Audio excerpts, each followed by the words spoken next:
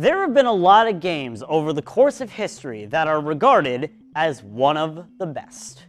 Games that receive some of the highest critical acclaim and are celebrated as such years after their initial release.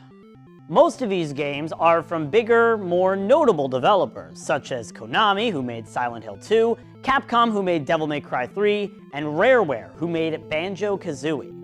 However, there's one game that was released in 2010 and was made by a single developer that, to this day, can go down as one of these games. That game is VVVVVV.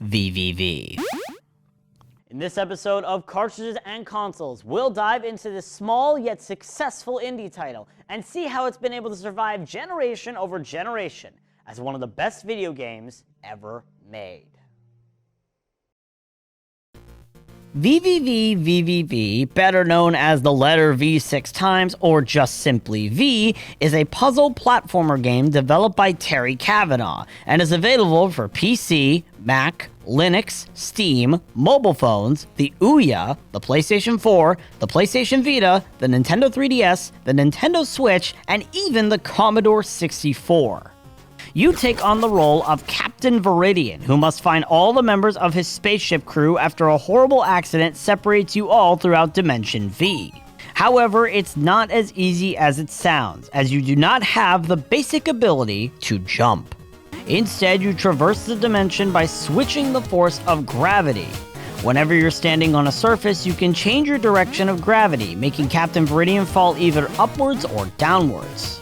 There are a total of 5 crew members you must find within a massive open world to explore, but there are several traps, obstacles, and special mechanics you have to overcome across your journey. Thankfully, the game is riddled with checkpoints that allow you to respawn whenever you die, as well as hints to give you an idea on where in this expansive 400-worm world you can find your crew members. You also have additional collectibles you can collect known as shiny trinkets, which allow you to obtain music tracks in the jukebox, as well as a secret area if you collect all 20. There's even other modes, such as flip mode, which flips your screen upside down so you don't have to, no death mode, where you only have one life, and time trial mode, where you have to complete specific levels as quickly as possible without dying. There's even the option for local co-op mode on the Nintendo Switch version, and you can make and play custom maps with the PC, Mac, Linux, or Steam versions. Now, this game has a lot of things it does really well, with one being the level of simplicity.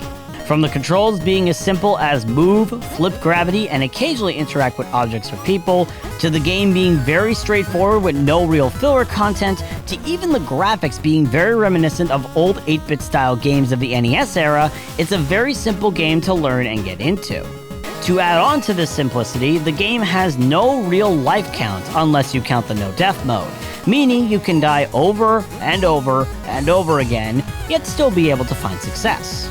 Additionally, while the game definitely can be very hard at points, it is never truly unfair. Every section is beatable, and while some are more difficult than others, your deaths will never be because the game pulled a stupid, unpredictable move on you. This essence of fairness is emphasized by the abundance of checkpoints as well as a very fast respawn timer. While in most other games, when you lose a life, you have to wait for a bit to get the ability to move again, here the duration between a death and your next movement time is about a second, meaning you're more motivated to try and beat whatever section you're having trouble with. Plus, with every new checkpoint you activate, you're given a sense of relief knowing you made it through another hard section and could focus toward the next one. The semi-open world is also a really good part of the game.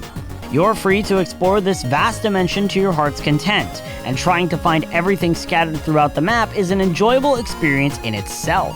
Additionally, the mini dungeon-like stages within this world where you have to find your crewmates all offer a different mechanic, making them all stand out.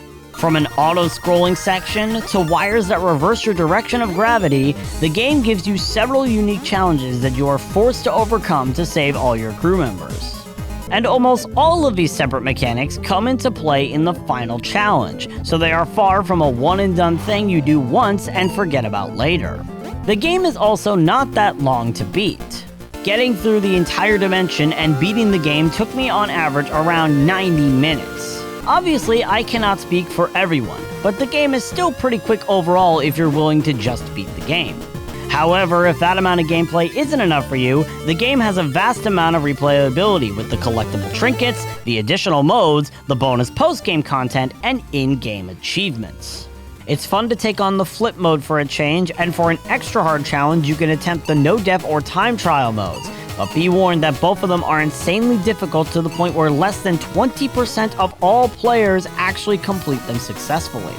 Some of the achievements also take a lot of skill to try and obtain, so if you're the type of player to complete every game you play, trying to get through this one will be no walk in the park.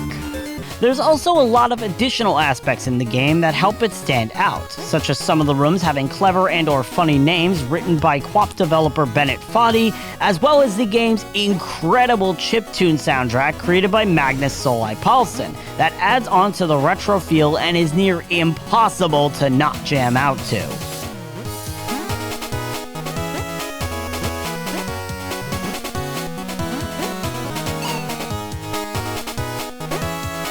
As for negative aspects, there are very few things that really bring down the experience of the game. If anything, the controller support is a bit quirky, as the movement can be a bit too floaty and can cost you big in key situations if you're not fast enough to counter it, and there's a game-breaking bug when it comes to setting up your controls, but this could really just be a PC issue that I personally had trouble with.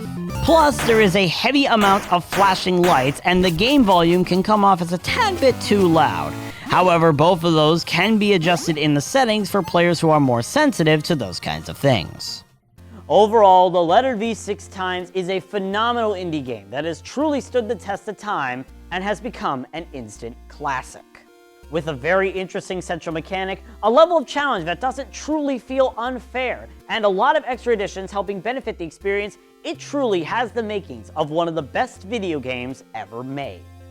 It's no wonder how even today, over a decade since its initial release as a Flash game, is the game still being released for modern-day consoles, remaining as popular as ever. VVVVVV gets my rating of 10 out of 10 golden cartridges.